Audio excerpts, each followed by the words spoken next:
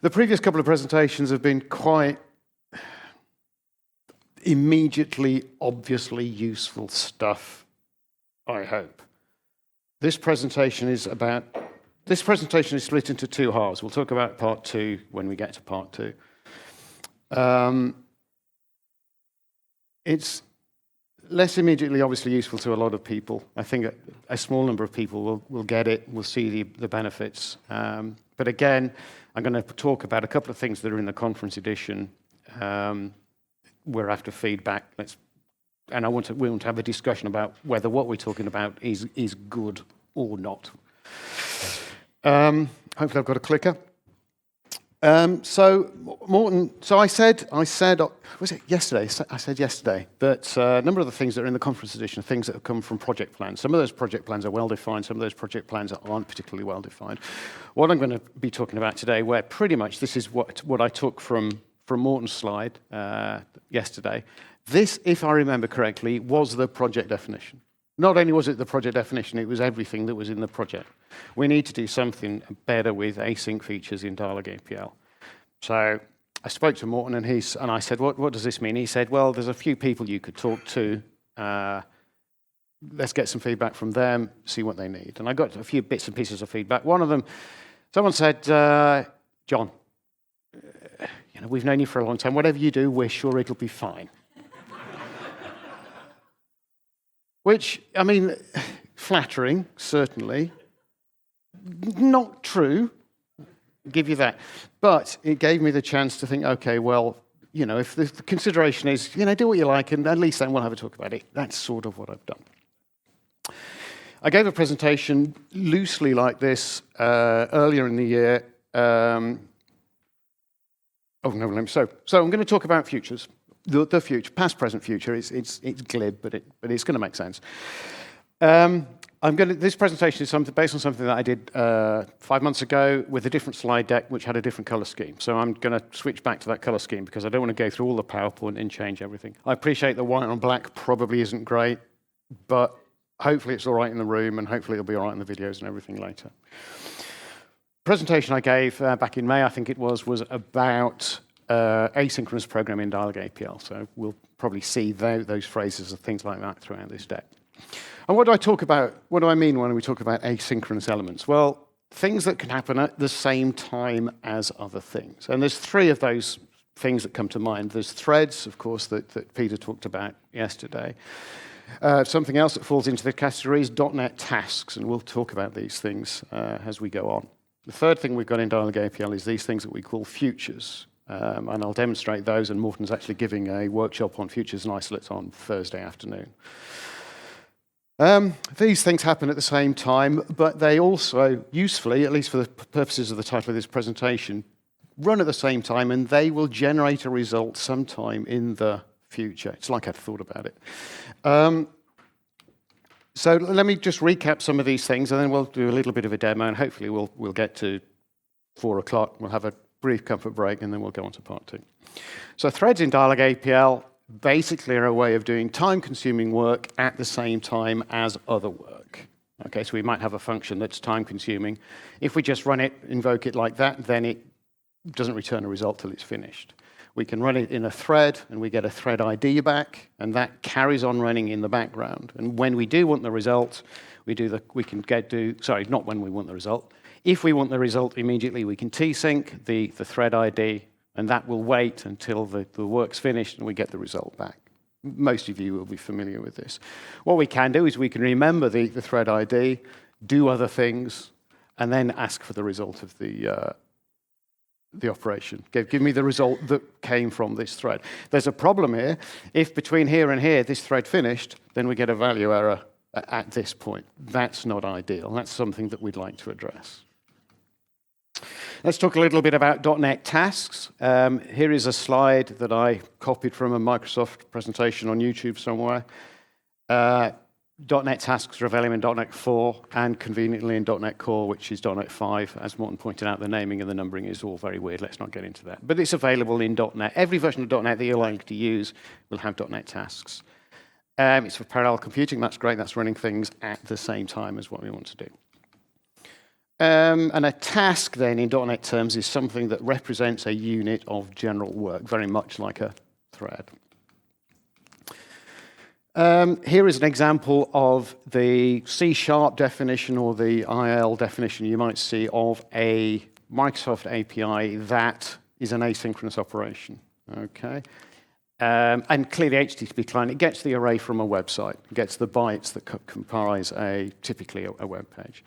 Here's another example of potentially an asynchronous operation, a function that basically it's just going to sleep for a period of time. It's going to pretend to do something for a period of time when actually it's not doing anything at all. We've all done that.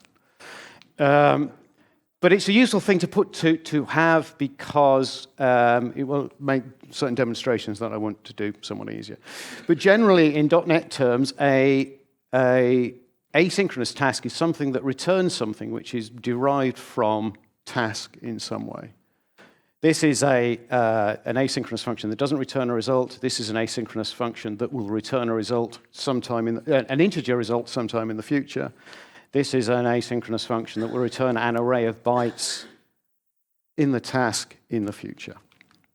So we can call any. Oh, and there's the protocol or the convention in .NET is that any task that operates in an async fashion has got an async tail at the end of its name, just as a convention. So we can call one of these things. We get a task back, whether it's get byte array async or whether it's sleep async. If we want the result, then we can just ask for the result of the task, and that also blocks. Okay. It blocks if we want to assign it to something. It blocks if we want to display it. If we want to get the result straight away, we can tsync it. We can get the result in an APL thread, tsync that, wait till that finishes. We've got a number of options to do stuff. We could, if we're not interested in the result of T straight away, we could start this operation in a thread, and then we can tsync the result of that thread sometime later when we actually want the result. But then we have the same problem that we might have had before, which is if the thread's finished, then that's going to be a value error. Again, not ideal. But fortunately, this slide that I got from Microsoft says tasks are like futures. You can think of them like futures, which brings me on to the next thing we've got in Dyalog APL, which is futures. Okay, which are accessible through this parallel each operator that is in the isolates workspace. And we can create a future, or we can create a vector of futures in this case by applying a function to each of a number of arguments. That runs in the background, and the interpreter will block when it needs to do something with that result. So if we want to display it, or if we want to apply any primitives to the result of that, the interpreter will block until the result is actually available, and then it will carry on. If we have an array of futures and we want to drop some of them, we can do those sort of structural operations without needing the result, because we're just manipulating the shape of an array of futures rather than the data in the futures themselves. We can display an array of futures, but that will block because the display needs the actual result. So there's some inconsistencies here. With threads, we represent those in the interpreter as a scalar integer, and we need to tsync on them. So there's explicit blocking. If you want the result, you have to explicitly block and wait for it. .NET tasks, rather than being represented as scalar integers, are represented as .NET objects. Then you need to do something different to get the result. The blocking there is a bit of a mixture. You can ask for it explicitly, but if you just do t.result, then we'll block until that's available. Futures are great. Futures, the interpreter knows a lot about futures. So, they're much better in the interpreter, and they appear like arrays to you as an APL programmer. I'll demonstrate this in a moment. So the interpreter pretty much only blocks when it needs to, and it knows when it needs to. You don't have to worry about that. So there's these three different types of asynchronous operations. And that gives us the problem. If we want to write a utility function that returns something that's going to complete in the future, okay, anyone that calls us is going to have a problem depending on our implementation of what they need to do to get the result back. For example, if we return something that was created with a thread, okay, and we return that, then the calling code needs to tsync to get the result. If we have a task, they need to do the v.result. If we return a future, fortunately, they don't need to do anything. But it's inconsistent. If we want to change our implementation to do something else, all the calling sites would have to change, and that's annoying. So, as I say, yes, so what they need to do down here depends on what we did up here. It would be nice if we could put something here so that the result could be used directly, independently of what each of these three things was. What is that something? So the first part of this presentation is to suggest what that something might be. Okay, so can we just simplify everything to the thing that the interpreter is most aware of? Can we use futures everywhere, okay, where we've got one of these asynchronous operations? And we can experiment with that. So, for example, we could convert threads into futures. Now, in the conference edition, there's an IBEAM 703, and we can apply that to a thread ID and convert the result of rather than manipulating a thread ID, passing that around, we can pass a future around. So the threads appear like arrays. This is all text that I just pasted from the previous slide. Okay, threads appear like futures. Okay, it might be nice if a different thread operator would be a good thing. Maybe ampersand underscore would be a nice way of encompassing this in a single operation. Problem with that is that ampersand underscore doesn't exist in Unicode. There are things that we could. Oh man, there's a slide missing. There's a bit missing. Oh no. Right, it'll turn up later. This is not a joke. It's broken. There's something there that's not there. It'll come back later, hopefully. So convert at the same time, we could apply 703 IBEAM to these .NET tasks. Okay, so we'll do let's go to sleep for 10 seconds. Let's pretend we're working hard for 10 seconds and we'll return a future. So when that value gets back to the interpreter, we don't need to do the dot result on it. The interpreter sees it as an array and can block whenever it needs to. Okay. If we want to use 703 IBEAM on something that's already a future, then it's a no-op. We can just pass it straight back. So what this does is it allows us to take that thing, that utility function that we've written that returns something asynchronous, that regardless of what mechanism it has used to create an async operation, we can apply 703 IBEAM to it, and the calling code then doesn't need to know how we've implemented it. As I was implementing 703 IBEAM, I sort of thought this sort of is a little bit reminiscent of Quad T-Sync. Quad T-Sync at the moment is monadic, and it takes, at the moment, something that represents one of the asynchronous types we've got. It takes an integer thread ID. We could extend Quad T-Sync so that it takes a .NET task. Okay, and in the monadic case, it would return the result. Okay, what we could do is we could extend T-Sync to give it a left argument that says, don't return the result as a value straight away, return the result as a future. Okay, and then we don't need the IBEAM. But for various reasons, I haven't implemented it that way. We've got the 703 IBEAM in the conference edition. So what I'll do now is switch over to a conference edition session, and we'll just go through some of those steps interactively to hopefully consolidate everything, prove that it works, and just bring everything together. So again, I've got my 19.0. I'm just going to hit F12. Hopefully the font's okay at the back. Excellent, lots of thumbs. So what am I going to do? I'm going to hit F12. Okay, so part one, brilliant. We're in the switch boxing on. So I'm going to load queens first. Now, there is a function called queens in one of the sample workspaces we ship. What queens does, it's just a defun. The queens problem is given an n by n matrix, where can we position chess queen pieces on cells in that matrix such that none of them is endangering any of the others? Okay, so for example, if we do queens 4, there is only one solution for a 4x4 matrix or where you can put queens on the cells where they're not in danger of taking each other. That came back pretty quickly. We can get queens 4, 5, and with boxing on, we can see there's one solution for 4 and there's 2 solutions for queens 5. When we get to something like queens 12, it takes a while. Okay, but eventually it'll come back. And the reason it takes a while is because there are nearly 1,800 solutions, and they're all quite large. Okay, but that's taken a long time. What parallel each allows us to do, okay, is it allows us to run those same operations, but it returns, as I say, a vector of futures, which is why I've got the first on here, because we're only interested in the first result. Okay, so that completed quite quickly. And it returned the same results. If we run queens 12 with parallel each, okay, it's going to come back straight away. And in fact, that's why I've got this quad gets ready here, because we'll see that straight away when the function returns. Okay, and then we can do stuff, and at some point in the future, we can say, well, how many elements were there? And when it's ready, it'll tell us. Okay, and they're the same. There's the same number as there were before. Of course, this stuff doesn't just work interactively in the session. If we want to call queens from a function, then we can do that. We can carry on with the work, return the future from the function, and our for happens straight away. We get our ready straight away, and again, when we want to actually do something with the result, we get our R back. Parallel each returns a vector of futures. So if we do the parallel each for queens each of 3, 5, and 12, then 3 elements comes back straight away because we don't care what each of the values of each of those are. We can get the first one. There are no solutions for queen 3. We can get the second one, and when we want the third one, it will wait for the remaining amount of time. Turns out I'd already waffled for long enough that that was available straight away. So those are futures.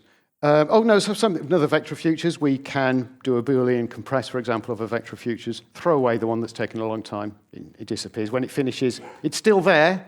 When it finishes, we'll just discard the result. There isn't a way of aborting it at the moment. So that's futures. Here's that work function. Again, the model is something that's going to spend a long time doing nothing. So we can get a thread from that. We can t-sync the thread 1, 2, 3. There's the result. Okay. We can run it with the ampersand, get the thread ID. Now, if I do stuff, wait a bit. If I wait too long, we'll get a value error because the thread's already finished and t-sync's broken. Okay. However, what I can do is run that work in the thread, but convert the thread into a future. Okay, I can do stuff, and then when I need F, the value is available. And if I'd waited for long enough, it would pause at that point. Here's another example with the .NET stuff. Let's create an HTTP client. Let's run get byte array async, and we'll return a task. We can look at that task. It's a system threading task. What this nastiness here says is that this is a task. It's a task that returns a single result, and that single result is an array of system.bytes. And we can find out. Let's run this. In fact, this is one of the reasons why I wrote sleep async, and I'll use that later, is that this actually comes back asynchronously, but very quickly. So we need a way of faking things that are going to take a long time. F12 again. So, yeah, look, here is the HTML for the Dyalog web page. We got that back. Let's sleep for 5 seconds. It's a task. We get the result. 2, 3, there you go. This returns the count in milliseconds. Quad DL returns it in seconds. That's the difference in units. We can convert that into a future. 2 plus 2, 3 plus 3, 1, 2. It's running in the background all the time. We only get the result when we need it. That's futures. But now everything is a future. Okay, so if we had a routine that used 703 IBeam on a thread, okay, it would look like this. If we have a function that uses 703 IBeam on a asynchronous.NET thing, it looks like that. We could have a sleep that used a future, but I haven't written that because it's basically a no-op. But now we can run both of those, and in all cases, the result values appear like any other APL array. So they're each waiting for 3 seconds at the same time. If you're going to wait for 6 seconds, wouldn't it be great if you could just wait for 3 twice all at the same time? Life's not like that.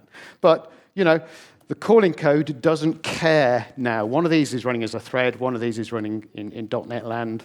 The third one could be running in a future. But now our calling site doesn't care what's going on under the covers. And I think that's a handy way of removing some of those differences we've got between these asynchronous operations. Timing-wise, we're doing well. I hope this isn't too slow. I hope I'm not repeating myself, but it's important, I think, that everyone's at the same point, especially when we get to part 2.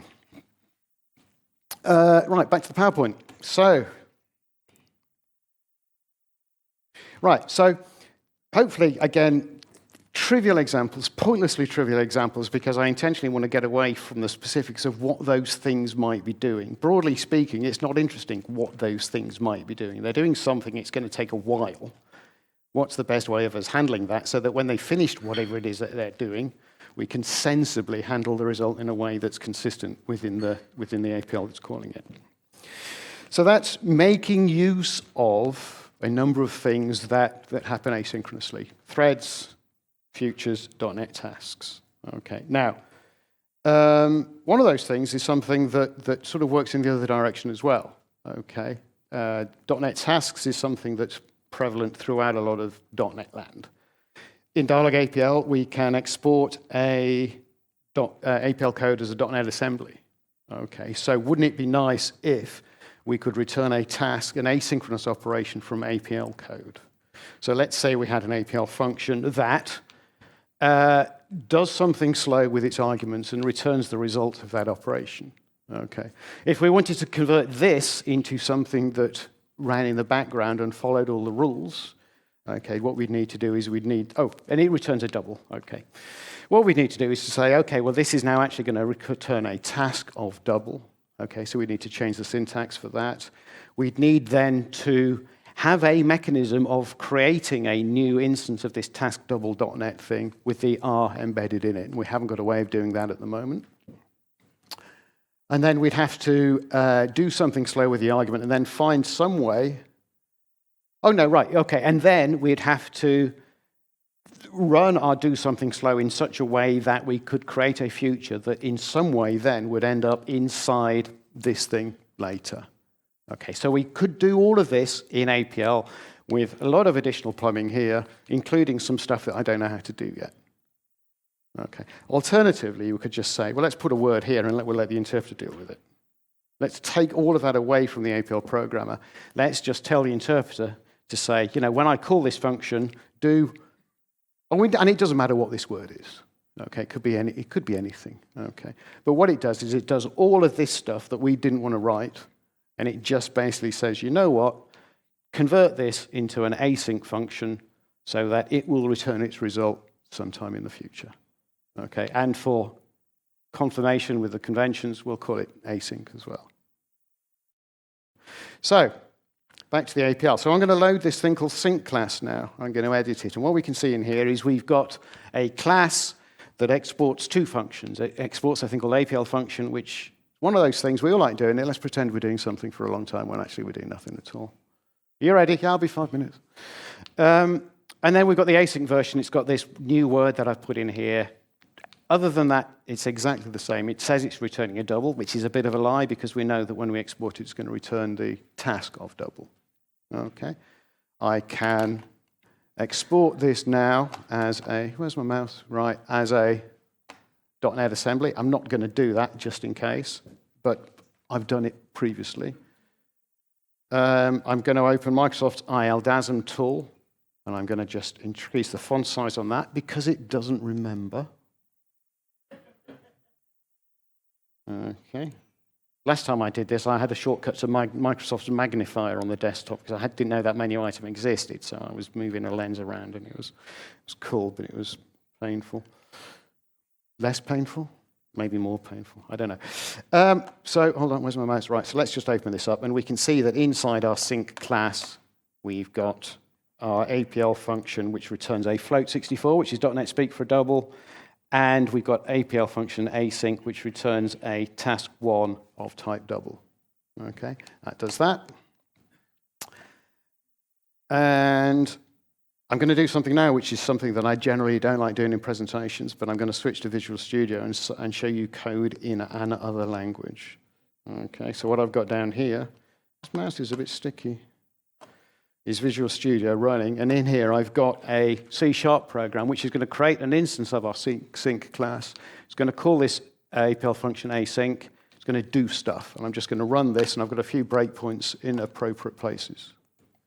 So I'm going to run this, and hopefully the font size in this is big enough as well. I did tweak it up a little bit over lunch, and there's thumbs coming up from the back. So here we are. We stopped here on a breakpoint. I can't move this stuff that's at the bottom higher up, so if you can't see at the back, if you could stand up and peer over some shoulders, that'd be great. But we're looking at the local window, local variables with the program here. We can see there's this thing called D, which says it's a thing, its result is not yet computed. Okay, I'm going to hit F5. No, I'm not, because I don't like F5. I'm going to carry on resumption until we hit our next breakpoint. Okay, so basically, here we are now. The return of the sync class has been returned into this thing called DAPL. Our program can continue running. Okay, it's not ready to use the result of the task yet, so it can carry on. It's going to spit something out to a terminal just to say, I'm still waiting. And potentially it could do more work, do more work, do more work. When it needs a result, what am I doing? I'm pressing that, aren't I? It can call .wait, which is a method on a .NET task to wait until the result is available. You can do t.result, or you can do t.wait, and when that comes back, you can get the result at that point. I suspect there's overloads of wait that do timeouts and things like that, but we don't care about that. So if we carry on executing, then there's the wait, then we come back, and at this point, it's counting, it's counting, it's counting, and in a moment it'll come back and it'll say the result was 5.138. That's the result of the quad DL that came back. Obviously, it took more than 5 seconds, but everything was stopped when we were in the debugger, and time happens strange when you stop everything. So, that hopefully is sort of doing things in the opposite direction. We've made it easier to consume .NET tasks from Dyalog APL, and we've made it easier to make APL code visible to .NET code from APL functions. I didn't explain that well, but hopefully you got it. So let's minimize that, and let's see. Oh no, we need to not just minimize it, because otherwise that window will kill that. We'll get rid of that. So that was Visual Studio. So back to the PowerPoint. So if I'm correct, that's the end of part 1. Okay, so to recap part 1, that's not bad. I mean, there's no time for questions, but that would be awkward for everybody, wouldn't it? So part 1, we've got these 3 asynchronous elements. We've made it easy to convert everything to a future so that we can treat them from APL code as all the same sort of thing. I think that's a step in the right direction. That's going to make asynchronous programming in APL better. And we've added a way of exporting tasks from APL back to .NET languages who know how to consume them. That's where I'm going to leave part 1. Now, we've got a 15-minute comfort break now. I don't think there's going to be coffee, so, but let's take it. Because now, what comes in part 2 is, well, quite frankly, weird. Okay. I hope, in a good way, I hope I'll do a good job of explaining it, but if you've got them, smoke them. If you're not a smoker and you've got them, drink them, because it'll probably help. We'll be back at, I've got a minute. If there's any questions now based on this, then I can take 1 or 2 of them now. Failing that, we'll come back at 15:15. What I'm going to do now, though, just as a, for no reason, this isn't related. I'm going to load wdesign. Okay. I'm going to copy that auto function that I had from TBT. And I'm going to leave the TBT. Wrong way around. Look at that. Thank you. I'm just going to leave the token by token tracer because it's better than looking at dialogue in big, huge letters for 5 minutes. So if you've got them, smoke them. Let's do that as well. And just in case it happens, let's pop that up too.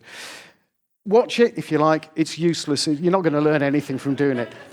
But the point I made yesterday was it's a way of testing that tracing into something is not going to crash the interpreter. And we'll see at the end. I don't know how long it'll take. You'll see the wdesign GUI pop up. 15 minutes. If it's obvious that everyone's here in 10, we'll carry on. But if we misjudge that and there's one person outside that really wants to see it, that would be awkward. Thank you for that. Maybe 10 past, if there's any questions related to part 1, I can take those ahead of time. But then we'll talk about part 2. But as I say, it's a mind wrench.